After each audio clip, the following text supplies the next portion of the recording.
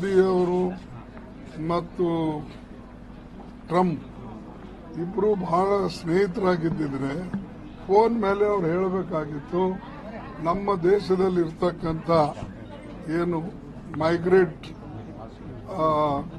ಇದು ಕೆಲಸಗಾರಿದ್ದಾರೆ ಅವರಿಗೆ ನೀವು ಹಂಗೆ ಕಳಿಸ್ಬೇಡಿ, ನೀವು ಈ ಸಾಮಾನು ಸಾಗಾಣಿಕೆ ಮಾಡ್ತಕ್ಕಂಥ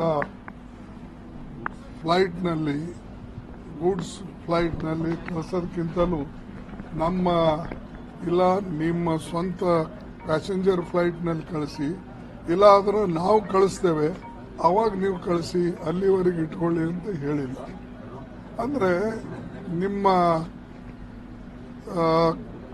ಏನು ನೀವು ಹೇಳ್ಕೊಳ್ತಾ ಇದ್ರಿ, ನಮಗೆ ಬಹಳ ಅವರು ಕ್ಲೋಸ್ ಇದ್ದಾರೆ, ನನ್ನ ಫ್ರೆಂಡ್ ಇದ್ದಾನೆ. ಯಾರೇ ವ್ಯಕ್ತಿ ಫ್ರೆಂಡ್ ಒಬ್ರಿಗೊಬ್ರು ಫ್ರೆಂಡ್ಶಿಪ್ ಇದ್ರೂ ದೇಶದ ಫ್ರೆಂಡ್ ಇರಬೇಕಲ್ಲ. ಮುಖ್ಯ ಇರೋದು ಎಲ್ಲರೂ ಕೂಡ ಒಬ್ರಿಗೊಬ್ರು ಪರಿಚಯ ಇರ್ತಾರೆ. ಅದರ ಅರ್ಥ ನಮ್ಮ ದೇಶದ ಬಗ್ಗೆ ಅಷ್ಟೇ ಕಾಳಜಿ ವಹಿಸ್ತಾರೆ ಅಂತ ಇಲ್ಲ. ಅದಕ್ಕಾಗಿ ಮೋದಿ ಅವರು ಯಾವಾಗಲೂ ಸ್ವಲ್ಪ ಮುಂದೋಗೆ ಮಾತಾಡ್ತಾರೆ ಮತ್ತು ಅದಕ್ಕಾಗಿ ಅವರಿಗೆ ಸ್ವಲ್ಪ ಸುಳ್ಳು ಹೇಳತಕ್ಕಂಥದ್ದು ಅವರಿಗೆ ಸ್ವಲ್ಪ ಒಂದು ಏನು ಹೇಳಿದ್ರೆ ಹ್ಯಾಬಿಟ್ ಇದೆ. ಅದಕ್ಕಾಗಿ ಅಂಥ ರಿಸಲ್ಟ್ ಏನು ಬರೋದಿಲ್ಲ. ಮತ್ತು ಈಗಾಗಲೇ ಅವರು ಹೆದರಿಕೆಯನ್ನು ಹಾಕಿದ್ದಾರೆ. ಏನಂತ, ಯಾರ್ಯಾರು ಯಾವ ದೇಶದಿಂದ ಇಂಪೋರ್ಟ್ ಮಾಡಿಕೊಳ್ತೇವೆ ಅದ್ರ ಮೇಲೆ ನಾವು ಟ್ಯಾರಿಫ್ ಹೆಚ್ಚಿಗೆ ಹಾಕ್ತೇವೆ ಅಂಥೇಳಿ ಎಲ್ಲ ದೇಶಗಳಿಗೆ ಹೆದರಿಸಿ. ಅಂದರೆ ಹೀಗೆ ನಮ್ಮ ಮೋದಿಯವ್ರ ದೋಸ್ತ ಮೊದಲು ಬಿಗಿನಿಂಗ್ಲಿಂದನೇ ಹೆದರಿಸ್ಲತ್ತೇನೆ. ಅಂದರೆ ನಮ್ಮ ದೇಶಕ್ಕೆ ಟ್ರಂಪಿಂದ ಒಳ್ಳೆಯದು ಆಗ್ತದೆ ಅಂತ ಹೇಳಿ ನಾವು ಹೇಗೆ ಭಾವಿಸಬೇಕು, ಇದು ಪ್ರಶ್ನೆ ನಮ್ಮ ಮುಂದಿದ್ದಿತ್ತು.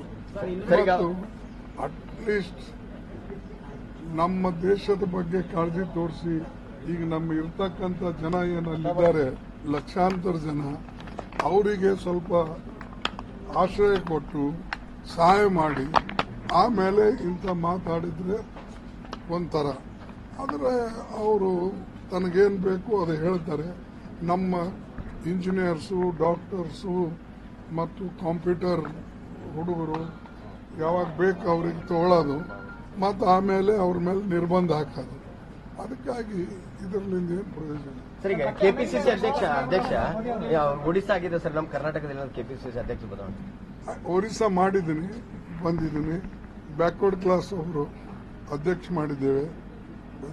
ಈಗ 3-4 ಮಾಡಿದ್ದೇವೆ, ಬಾಕಿ ಒಂದು ಆಗ್ತವೆ. ಒಬ್ರಿಗೆ ಒಂದೇ ಹುದ್ದೆ ಕೊಡಬೇಕು ಅಂತ ಒಬ್ರಿಗೆ ಒಂದೇ ಹುದ್ದೆ ಇರಬೇಕು ನೋಡಿ. ನಾನು ಸ್ಪೆಸಿಫಿಕ್ ಆಗಿ ಹೇಳಕ್ಕಾಗಲ್ಲ. ಕರ್ನಾಟಕದ ಏನ್ ಮಾಡಿದೆ, ಮತ್ತೆ ನೀವು ತಿರ್ಚಿ ಮುರ್ಚಿ ಅದಕ್ಕೆ ಮಸಾಲ ಹಚ್ಚಿ, ಅದಕ್ಕೆ ಬಹಳ ಜನ ಟ್ರುತ್ ಹೇಳಲ್ಲ. ನಿಮಗೆ ಬರೋದೇನಂದ್ರೆ ಅಲ್ಲಿ ಹೋದ ಕೂಡಲೇ ವ್ಯತ್ಯಾಸಗಳಾಗ್ತಾವೆ ನಿಮಗೆ. ಇದರಲ್ಲಿ ನಾವು ಯಾವ್ಯಾವ ಒಂದು ಆಗಿ ಮಾಡ್ತಾ ಇದ್ದೇವೆ.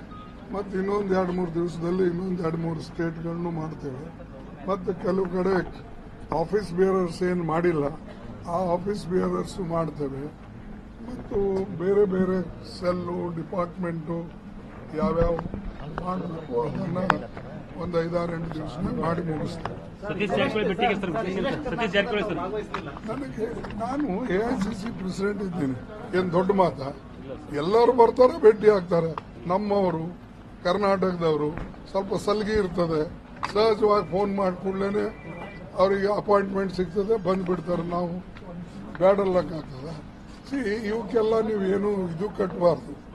ಆ ಪರಮೇಶ್ವರ್ ಬಂದ ಭೇಟಿಯಾದ, ಶಿವಕುಮಾರ್ ಬಂದ ಭೇಟಿಯಾದ, ಜಾರಕಿಹೊಳಿ ಬಂದ ಭೇಟಿಯಾದ, ಸಿದ್ದರಾಮಯ್ಯ ಫೋನ್ ಮೇಲೆ ಇಂಥವೆಲ್ಲ ಹೂವಾಪೋವ ಮಾಡಿ ಸರ್ಕಾರಕ್ಕೆ ಡಿಸ್ಟರ್ಬ್ ಮಾಡಬೇಡಿ.